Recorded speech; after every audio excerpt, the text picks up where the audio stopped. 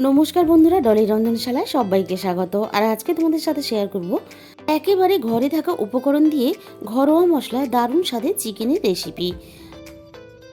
এখানে আমি 400 গ্রাম পরিমাণ রেগুলার পিসে চিকেন নিয়েছি। চিকেনের মধ্যে দিয়ে দিলাম স্বাদ মতো লবণ। এবারে আমি দিয়ে দেব এখানে 2 চামচ পরিমাণ টক দই। এখানে আমি চায়ের বড় চামচের 2 চামচ পরিমাণ টক দই দিলাম। এবার আমি চিকেনটাকে খুব ভালোভাবে মেখে মিনিট 10 মতো ম্যারিনেট করে রেখে দেব। আমি চিকেনটা খুব ভালোভাবে মেখে নিয়েছি। এবার একটা মশলা বানানোর জন্য আমি বাটির মধ্যে অল্প একটু জলের মধ্যে দিয়ে দিলাম 1 চামচ ভর্তি করে মৌরি, আর দিয়ে দিলাম হাফ চামচের একটু কম গোটা ধনে, হাফ চামচেরও কম গোটা জিরে। মশলাটা অল্প একটু সময় ভিজিয়ে রাখলে তাহলে মশলাটা অনেকটা নরম হয়ে যাবে আর মশলাটা বাটতে সুবিধা হবে।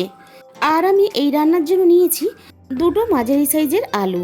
আলুগুলো কাটার পরে আমি খুব ভালোভাবে ধুয়ে নিয়েছি। এবার আমি কড়াইয়ের মধ্যে প্রয়োজন মতো সর্ষের তেল দিয়ে দিলাম।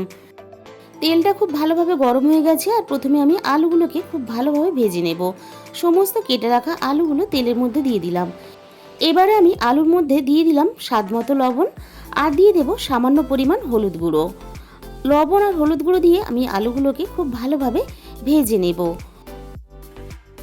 আলুগুলো এদিকে একটু ভাজা হতে থাক, আমি এবার মশলাটা রেডি করে নেব। ভেজানো মশলাগুলো বেশ ভালোভাবে নরম হয়ে গেছে। আমি এবারে শিলে মশলাগুলো বেটে নেব। আমি এখানে শিলে বাটছি, তোমরা চাইলে কিন্তু এখানে মিক্সিতেও বেটে নিতে পারো, তবে শিলে বাটা মশলার স্বাদটা একটু ভালো হয়। মশলাটা আমার খুব ভালোভাবে বাটা রেডি হয়ে গেছে। আবারও আমি রান্নার দিকে চলে এলাম। আলুটা একটু ভাজা ভাজা হয়েছে, এই সময় আমি আগে থেকে কেটে রাখা একটা ক্যাপসিকাম দিয়ে দিলাম। আলু আর ক্যাপসিকাম আমি একসাথে আবারও নাড়াচাড়া করে খুব ভালোভাবে ভেজে নেব। চিকেনে অল্প একটু ক্যাপসিকাম দিলে চিকেনের ফ্লেভারটা বেশ ভালো আসে। তবে রান্নাতে যদি কেউ ক্যাপসিকাম একেবারে পছন্দ না করো তাহলে ক্যাপসিকামটা স্কিপ করে যেতে পারো। আলুগুলো আমার খুব ভালোভাবে ভাজা হয়ে গেছে, আমি তেলে থেকে তুলে নিলাম। এবার আমি ক্যাপসিকামগুলো একই সাথে তুলে নিলাম। ওই একই তেলের মধ্যে আমি ফোড়নে দিয়ে দিলাম গোটা অল্প একটু গরম মশলা আর দিয়ে দিলাম এখানে দুটো তেজপাতা কুচি। আর আমি এখানে দিয়ে দেব অল্প একটু হিং। চিকেনের মধ্যে অল্প একটু হিং দিলে এর স্বাদগন্ধ বেশ ভালো হয়। এবারে আমি আগে থেকে কেটে রাখা দুটো মাঝারি সাইজে পেঁয়াজ রাফলি বড় বড় করে কেটে দিয়ে দিলাম। এবার আমি পেঁয়াজটা ফোড়নের সাথে বেশ কয়েক মিনিট নাড়াচাড়া করে ভেজে নেব। পেঁয়াজটা বেশ হালকা একটু নরম হয়ে এসেছে। এই সময় আমি তেলের মধ্যে অল্প একটু চিনি দিয়ে দিলাম। তেলের মধ্যে অল্প একটু চিনি দিয়ে দিলে তাহলে রান্নাতে আর কাশ্মীরি লঙ্কার গুঁড়োটা ব্যবহার করতে লাগবে না।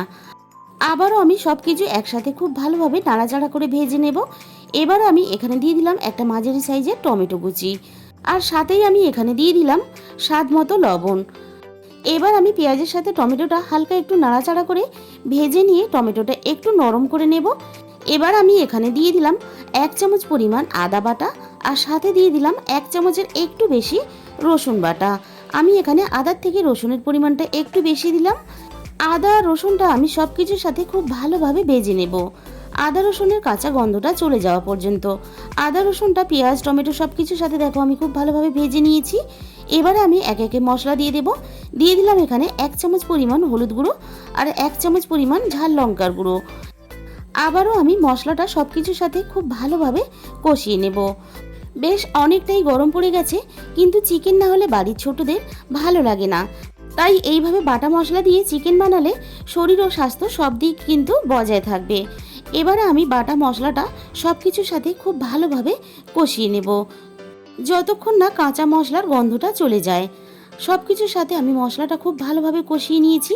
আর দেখো মশলাটার থেকে আস্তে আস্তে তেল ছাড়তে শুরু করে দিয়েছে। এবার আমি এখানে ম্যারিনেট করা চিকেনটা দিয়ে দিলাম। এবার আমি মশলার সাথে চিকেনটাকে খুব ভালোভাবে একটু হাতে সময় নিয়ে কষিয়ে নেব। আর এইভাবে মৌরি বাটা দিয়ে চিকেন রান্না করে একদিন হলেও তোমরা খেয়ে দেখো। তোমরা হয়তো অনেকে অনেক রকমভাবেই চিকেন রান্না করে খেয়ে দেখেছো। ঘরে থাকা সামান্য উপকরণ দিয়ে চিকেন রান্না করলে চিকেনের স্বাদটা যে কতটা ভালো হয় তোমরা কিন্তু না বানালে সেটা জানতেই পারবে না। চিকেনটা আমার খুব ভালোভাবে কষানো রেডি হয়ে গেছে। এবারে আমি চিকেনের মধ্যে দিয়ে দিলাম ভেজে রাখা আলু আর ক্যাপসিকাম। আলু আর ক্যাপসিকামটা আমি আবারও চিকেনের সাথে খুব ভালোভাবে নাড়াচাড়া করে মিশিয়ে দেব। দোকানের অনেক রকমের নামি দামি মশলা দিয়ে চিকেন রান্না করে না খেয়ে এইভাবে ঘরোয়া পদ্ধতিতে ঘরোয়া মশলা দিয়ে অবশ্যই একদিন চিকেনের রেসিপিটা ট্রাই করে দেখো। চিকেনটা আমার সব কিছুর সাথে খুব ভালোভাবে কষানো রেডি হয়ে গেছে। এবারে চিকেনের মধ্যে আমি প্রয়োজন মতো জল দিয়ে দিলাম। আমি কিন্তু এই রান্নাটা খুব বেশি ঝোলও রাখবো না, আবার খুব বেশি গাঢ়ও করবো না, সেই হিসাব করে এখানে জলটা দিয়ে দিলাম। তোমরা যতটা ঝোল রাখতে চাও সেই হিসাব করে কিন্তু এখানে জলটা ব্যবহার করবে। চিকেনটা খুব ভালোভাবে সিদ্ধ হওয়ার জন্য এখানে আমি ঢাকা দিয়ে দিলাম। ঢাকা দিয়ে আমি চিকেনটা সিদ্ধ হওয়ার জন্য অপেক্ষা করব। বেশ কিছুক্ষণ পরে আমি ঢাকা খুলে দেখে নেব চিকেন আর আলু খুব ভালোভাবে সিদ্ধ হয়েছে কিনা। আলু আর চিকেন আমার এখানে খুব ভালোভাবে সিদ্ধ হয়ে গেছে। আর চিকেনের ঝোলটা কিন্তু ঠিক আমি এরকমই রাখবো, না বেশি গাঢ় আর না বেশি পাতলা। এবারে আমি এখানে দিয়ে দিলাম প্রয়োজন মতো গরম মশলার গুঁড়ো। গরম মশলার গুঁড়োটা দিয়ে খুব ভালোভাবে নাড়াচাড়া করে আমি চিকেনের সাথে মিশিয়ে নিলাম। চিকেনের সাথে গরম মশলা গুঁড়োটা মিশিয়ে নিলেই কিন্তু আমাদের রেডি হয়ে গেল গরমের কথা মাথায় রেখে দারুণ একটা চিকেন রান্নার রেসিপি। তাহলে বন্ধুরা, চিকেনের রেসিপিটা ভালো লাগলে প্লিজ একটা লাইক করে দিও। আর এরকম নতুন নতুন অনেক রেসিপি পেতে অবশ্যই আমার চ্যানেলটাকে সাবস্ক্রাইব করে পাশে থাকা বেল আইকনটা অল করে দিও, যাতে আমি কোনো নতুন রেসিপি আপলোড করলে সবার আগে তোমার কাছে পৌঁছায়। আর তোমাদের মূল্যবান সময় দিয়ে আমার এই রেসিপিটা শেষ পর্যন্ত দেখার জন্য সবাইকে অসংখ্য ধন্যবাদ।